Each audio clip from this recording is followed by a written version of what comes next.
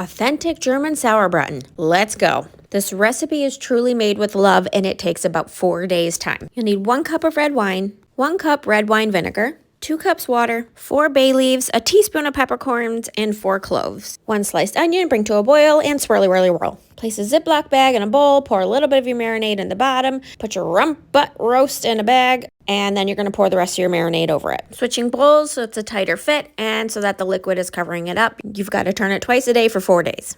But first and foremost, as you know, we got to get the okay from Omi. After 4 long days, make a stewed apple and apple juice, cinnamon, nutmeg, and then you're going to take out your old meat, it's now purple, dry it off, salt, pepper, and put this baby in some butter and sear it good. Add in soup vegetables, which is carrot, onion, celery. Douse it in parsley and oregano. Pour in your marinade juice, but not the chunky stuff that was in there for 4 days.